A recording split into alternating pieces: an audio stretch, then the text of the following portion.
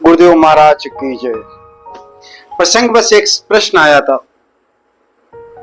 नए युवक और युवतियों का मन नई नई जिज्ञासाओं के साथ रहता है, नई नई बातें करना चाहते हैं, नए तरीके से सोचना चाहते हैं। प्रश्न आया था प्रेम विवाह का, और उसमें ये बात कही गई थी कि जिसे हम जानते नहीं हैं उसके साथ माँ बाप शादी करा देते हैं और उसके साथ मुझे जीवन बिताना पड़ता है। तो जिसे हम जानते ही नहीं हैं उससे तो मेरा प्यार होता ही नहीं है, हम तो उसे प्रेम करते नहीं हैं। और इस तरह से हमारे जीवन के बहुमूल्य कुछ समय ऐसे ही बीत जाते हैं एक दूसरे को जानने और पहचानने में। और इससे कहीं अच्छा होता है प्रेम विवाह, जिसको हम पहले से जानते रहते हैं और हम उससे विवाह करते हैं और हमारा जीवन सुखमय हो जाता है। या मैं आपको एक चीज बताना चाहता हूं कि हमारे शास्त्रों ने ऐसे ब्याह की अनुमति दी है, लेकिन वो प्रेम विवाह नहीं है, एक गंधर्व विवाह है, जहां एक दूसरे को, स्त्री और पुरुष एक दूसरे को पसंद करते हैं और बिना किसी को साक्षी रखे हुए, बिना किसी सामाजिक क्रियाकलाप के, वो एक दूसरे को वरमाला पहनाते हैं और अपना जीवन प्रारंभ करते हैं। यह गंधर्व विवाह हमारे शास्त्रों में है। दुष्यंत और शकुंतला का प्रसंग है, उन्होंने गंधर्व विवाह ही किया था और गंधर्व विवाह का परिणाम यह हुआ था कि कालांतर में जाकर के शकुंतला को अपने पुत्र के लिए जब हक मांगने की बात आई तो दुष्यंत जी ने जो विवाह के समय अपना निशानी दी थी, जो चिन्ह दिया था, वह चिन्ह की मांग की और वो चिन्ह नहीं था, तो उन्होंने अपने पुत्र को स्वीकार करने से मना कर दिया। बहुत सारी ऐसी विपरीत परिस्थितियां होती हैं जहां पर हमारे हिंदू शास्त्र में, खास करके सनातनियों में, कई तरह के विवाह का वर्णन है। उसमें से एक विवाह गंधर्व विवाह है, इसकी मान्यता है, आप ऐसा कर सकते हैं। लेकिन ध्यान रहे इस बात को, जब हम राजा दुष्यंत या शकुंतला का जब हम प्रसंग लेते हैं तो ये शकुंतला जी का लालन पालन कहाँ हुआ था, किनके साथ रह रही थी, कहाँ सामाजिक परिवेश क्या था, ये सब भी जानना बहुत जरूरी है कि गंधर्व विवाह की आवश्यकता उनको क्यों पड़ी।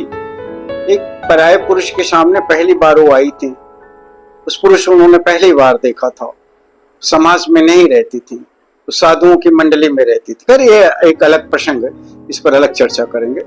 लेकिन प्रेम विवाह हम पहले जान लें तो विवाह करें, ये मेरी अपनी निजी राय है।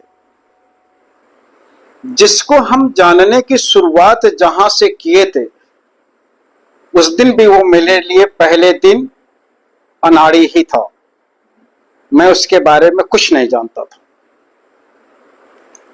और आगामी 2-4 वर्षों में हम उससे मिलते रहे, मिलाते रहे, बातें करते रहे, कभी अपनी सुने, कभी उसकी सुनाई। कई सारे ऐसे भी वाकये आए जब हम में नाराजगी हुई होगी, जब एक दूसरे का मान मनोबल किया होगा, एक दूसरे से माफीनामा हुआ होगा, और ये आपस में हुआ होगा क्योंकि परिवार के तीसरे लोग इस चीज पे सहमत नहीं थे या जानते ही नहीं थे। लेकिन एक को जानने के लिए हमने किन किन लोगों के साथ क्या क्या किया है यह जानना भी जरूरी है। आप स्वतंत्र नहीं थे, आपके घर से आपको अनुमति नहीं मिली थी, आपने अपने घर में उन माननीय सदस्यों को कभी नहीं बताया इस बारे में। फिर आपने किया क्या है, आपने उस दूसरे शख्स से मिलने के लिए आपने झूठ का सहारा लिया। किनसे बोला है? अपने परिवार के सदस्यों से बहाना बनाया है। तो जो जान पहचान बढ़ाने के लिए हमारे अंदर मिथ्या आचरण आया हो, हमने परिवार को ही धोखा दिया हो, हमने अपने परिवार को ही अपना ना माना हो, ऐसी नींव पर खड़ा हुआ संबंध टिकाऊ होगा, मुझे संशय है। किसी को चाहना, प्रेम करना गलत बात नहीं है, बिना प्रेम के तो जीवन की सृष्टि नहीं है। प्रेम तो ईश्वर की दी हुई अद्भुत वरदान है। जिसे प्रेम करना आता है उसे इस प्रकृति के सबसे बड़ा उपहार मिला हुआ है। इसमें कहीं भी दोष नहीं है। लेकिन इसके सहारे जो मैंने अपनों को धोखा दिया, जो मैं अपनों से झूठ बोल के आया, और इस मिलन मिलाप के दौरान जो मैंने अपना नुकसान किया, यदि हम कॉलेज से गए तो मैंने कॉलेज का नुकसान किया, नौकरी स्थल से गए तो हमने नौकरी का नुकसान किया, परिवार से झूठ बोल के गए तो मैंने परिवार का विश्वास तोड़ा है। कैसे आप उम्मीद करते हैं कि जो संबंध मुझे इतने गलत चीजों की परंपरा डाल रहा हो, जिसको पाने और जानने के लिए मैं इतने गलत रास्तों पर चल चुका हूं, वह संबंध मेरे लिए शुभ फलदायी होगा? कदापि नहीं। और आपका जो दूसरा काउंटर पार्ट है, आपका पार्टनर, उसने भी अपने परिवार से शायद ऐसे ही किया होगा। अपने पूरे परिवार से 3 साल 4 साल 5 साल हमने अपने संबंधों को छिपाए रखा। गौर करने की बात है, अगर हमारा प्रेम सही था तो मैं छिपा क्या रहा था, ये जानना जरूरी है। और आपस के झगड़ों में, जब आपस में किसी विषय को लेकर के मनमुटाव हुआ, तो हमारे बीच में हमारे बुजुर्ग नहीं थे जिन्होंने ऐसी समस्याएं देखी और जानी है, इन समस्याओं का हल निकाला है, जिनके पास समाधान है, जिनकी उपस्थिति से हमारे गिले शिकवे दूर हो जाते हैं। वो तो मेरे बीच थे ही नहीं। और हम दोनों ही अपने दिमाग के स्तर से लड़े हैं, अपनी बुद्धि से लड़े, और अपनी बुद्धि से हम दोनों एक दूसरे से माफी मांग करके फिर एक हुए बात करने के लिए। इसमें भी बड़ा दिलचस्प वाकया होता है। इंग्लिश में कहते हैं मेरा x, I don't know what it is, आप जान पहचान में छोड़ भी दिए और फिर आप दूसरे के सहारे चल दिए। आपका एक कटु अनुभव हो चुका है। यह कहने में कोई संकोच नहीं मुझे कि जिस चीज के लिए आपका एक बार कटु अनुभव हो चुका हो, उसी चीज को दोबारा करते समय आप अपने नए पार्टनर पर विश्वास भी करेंगे। विश्वास तो आप खो चुके हैं पहले ही। एक बार विश्वास टूटा हुआ, ये जल्दी से फिर जमता नहीं है, फिर किसी पर विश्वास आता नहीं है। धोखा खाया हुआ व्यक्ति किसी पर विश्वास करता नहीं है। और जब हम अपने परिवार के साथ होते हैं, जब हमारे, ऐसा नहीं है कि हमारा जो परिवार, जो हमारी अरेंज्ड मैरिज होती है, जो हमारी शादी होती है, जो मेरा परिवार कराता है, हम उसके बारे में नहीं जानते ना, ये कहना गलत है। मेरे यहां ब्याह और शादी क्षणिक नहीं होते हैं, वर्षों और महीनों की देन होती है। कई माह पहले, कई वर्ष पूर्व हम रिश्ते ढूंढते हैं, और रिश्ते मेरे परिचितों में होते हैं। हम अपरिचित रिश्ता नहीं ढूंढते। मेरे माँ बाप मेरे लिए कभी भी अपरिचित रिश्ता नहीं ढूंढने जाते, और वो जिस जगह भी ढूंढते हैं वह परिचित ही होता है। यानी किसी ना किसी बहाने हम अपने काउंटर पार्ट का पूरा विवरण अच्छी तरह से जानते होते हैं। उसका स्वभाव, उसका पढ़ना, उसका लिखना, उसका उठना, उसका बैठना, उसकी मित्र मंडली, उसके भाई बहन, उसके मामा का घर, उसके बुआ का घर, क्या नहीं जानते हम उसके बारे में। हमें उसके बारे में सब कुछ पता रहता है। और यह भी एक बात सत्य है कि जिस व्यक्ति के बारे में, जिस परिवार के बारे में निरंतर मेरे घर में चर्चा होती हो, उस परिवार और उस व्यक्ति के प्रति मेरा आकर्षण ना हो, ऐसा तो हो ही नहीं सकता। तो आकर्षण तो मेरा पहले से ही पनपने लगता है। उसको देखने, उससे मिलने की उत्कंठा तो मेरी बढ़ती ही बढ़ती है, इसमें तो कोई दो राय नहीं है। तो यह मिथक अपने मन से कोई भी व्यक्ति निकाल ले कि जो माँ बाप शादी हमारी तय कराते हैं, जो अरेंज्ड मैरिज होती है, वो हम किसी अनजान व्यक्ति के साथ ब्याहे जाते हैं। नहीं जी, आप ऐसे व्यक्ति के साथ में आप, जिसे आप ही नहीं, आपका पूरा परिवार को जानता है। अनजान के साथ तो आप होते ही नहीं हैं। और यह विश्वामित्र जी ने राम का परिचय राजा जनक से इसी तरह से कराया था।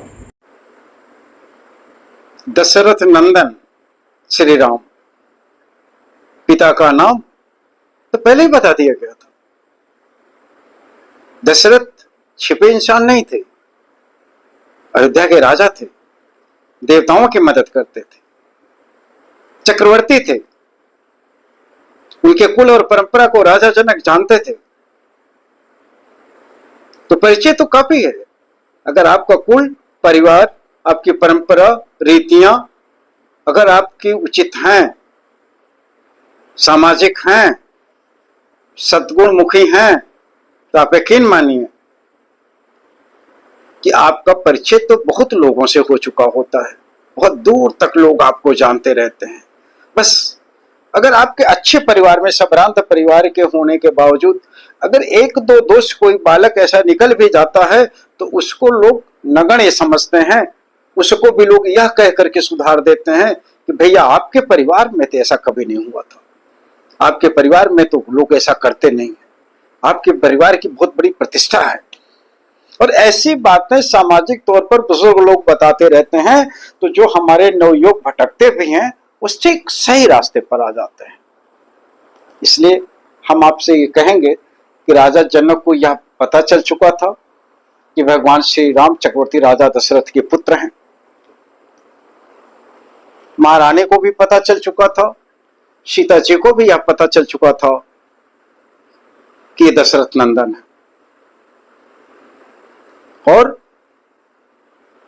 केवल यह जबरदस्ती का सौदा नहीं था, सीता जी को पूरा यह हक था, पूरा उनको अधिकार प्राप्त था, क्योंकि वो पहले से उस कुल परंपरा की राजसी परिवार था।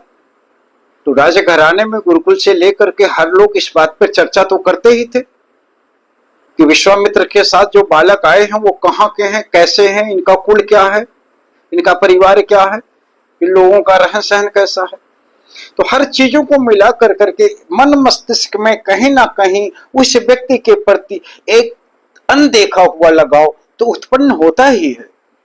इसलिए मैं आपसे कहूंगा कि आप माँ बाप अपने बुजुर्गों के संरक्षण में, आपका विवाह होने पर और विवाहोपरांत आपका विवाह जिस व्यक्ति से होता है, जिस स्त्री या पुरुष के साथ आपका विवाह हो रहा है, उसको अगर जानने में, उसको समझने में या उसके साथ चलने में यदि आपसे कोई त्रुटि होती है या अनदेखी होती है तो आपके बड़े बुजुर्ग परिवार में होते हैं, वह बैठ करके इसका समाधान निकाल लेते हैं।